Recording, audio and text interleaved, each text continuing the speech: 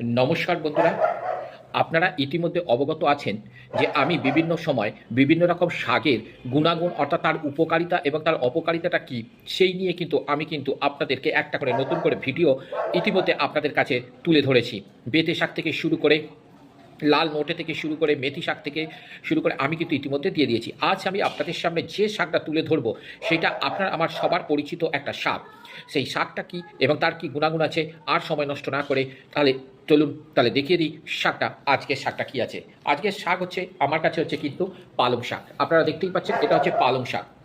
এই পালং শাকের কী গুণাগুণ আছে অবশ্যই আমি আপনাদের বলছি, আপনারা অবশ্যই মন দিয়ে শুনবেন। অবশ্যই ভালো লাগলে একটা লাইক শেয়ার কমেন্ট করতে ভুলবেন না কিন্তু। চলুন সময় নষ্ট না করে এগিয়ে চলি। অবশ্যই পালং শাকের গুণাগুণ নিয়ে কিন্তু আজ আমি আপনাদের সামনে হাজির। আর আপনাদের বলি যে পালং শাকে কী কী পুষ্টিকর জিনিস আছে সেটা এবার আপনারা একটু শুনে নিন। পালং শাক হচ্ছে সুপার ফুড। এতে আয়রন আছে, ক্যালসিয়াম আছে, ভিটামিন এ, সি এবং কে আছে। এটা কি কি উপকার করে একটু বলে দিই। উচ্চ রক্তচাপ কমাতে, হজম শক্তি বাড়াতে এবং কোষ্ঠকাঠিন্য দূর করতে কিন্তু এটা সুপারভাবে কাজ করে থাকে।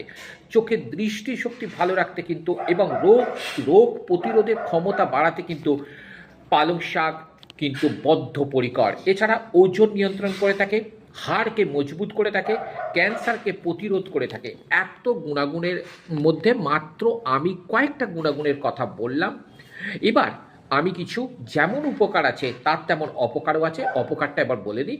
তবে যাদের কিডনিতে পাথর আছে তারা কিন্তু এটা খাবেন না, এবং যাদের গেঁটে ব্যথা, বাত বা যাদের ইউরিক অ্যাসিডের পর্যাপ্ত পরিমাণ আছে তারা কিন্তু অবশ্যই খাওয়ার আগে চিকিৎসকের পরামর্শ কিন্তু নিয়ে এটা কিন্তু খাবেন।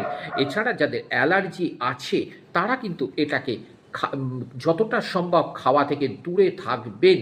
তবে সব কিছুই কিন্তু চিকিৎসকের পরামর্শ নেবেন, তারপর কিন্তু এটাকে খাবেন। এটা আমরা ভাজা খেতে পারি, এটা আমরা তরকারি করে খেতে পারি, এটা আমরা চচ্চড়ি করে খেতে পারি, এটা পনির দিয়ে অর্থাৎ পালং পনির হিসাবে আমরা এটাকে খেতে পারি।